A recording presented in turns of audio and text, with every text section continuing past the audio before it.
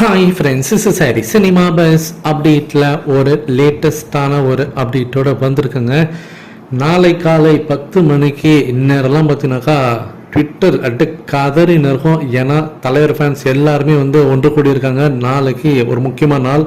August 10 Jailer படம் release ஆகி ஒரு வருஷம் ஆக போது. 1 year ஆஃப் ஜெயிலர் அப்படின்ற ஒரு ஹேஷ்டாக் பார்த்தீங்கன்னாக்கா பெரிய லெவலில் வைரல் ஆகி அதை ட்ரெண்ட் பண்ணணும் அப்படின்ற மாதிரி இப்போ திட்டமிட்டிருக்காங்க. இதற்கான ஃபுல்லாக எல்லா விதமான ப்ரிப்பரேஷன்ஸும் பார்த்தீங்கன்னாக்கா இப்போ தலைவர் ஃபேன்ஸ் எல்லாருமே ரெடி பண்ணியிருக்காங்கன்னு சொல்லணும். ஸோ நீங்கள் ஃப்ரீயாக இருந்தீங்கன்னாக்கா நாளை காலையில் 10-10:30 போல் அந்த ட்ரெண்டிங்கில் நீங்களும் கலந்துங்க. இந்திய லெவலில் அது ஒரு பெரிய ட்ரெண்டிங் ஆகணும் அப்படின்ற மாதிரி நாம் எல்லாருமே முடிவு பண்ணி வச்சுருக்கோம். இது நம்ம சைட்லேருந்து பண்ணக்கூடிய ஒரு விஷயங்கள் தான். ஆனால் அதை தாண்டி இன்னொன்று ஒரு தரமான ஒரு சம்பவம் நாளைக்கு நம்ம எக்ஸ்பெக்ட் பண்ணலாம் அப்படின்ற மாதிரி இப்போ சின்ன ஒரு தகவல் ஒன்று வந்திருக்கு.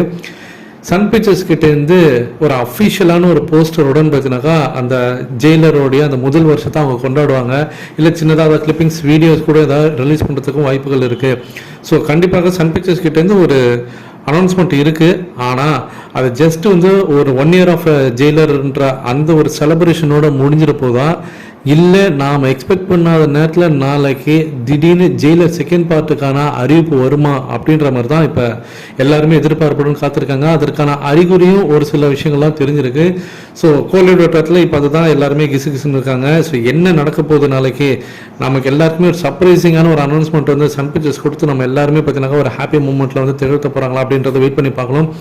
ஏன்னா ஜெயிலர் செகண்ட் பார்ட் தான் எடுக்க போகிறாங்க அடுத்ததுன்றது நமக்கு தெரிஞ்சு போச்சு. சன் பிக்சர்ஸோட அடுத்த ப்ராஜெக்ட் அதுதான், தலைவரோட அடுத்த ப்ராஜெக்ட் அதுதான் அப்படின்றது நம்ம எல்லாருக்கும் தெரியும். ஏன்னா நெல்சன் அவர்கள் கிட்டத்தட்ட அதை கன்ஃபார்ம் பண்ணிட்டாரு.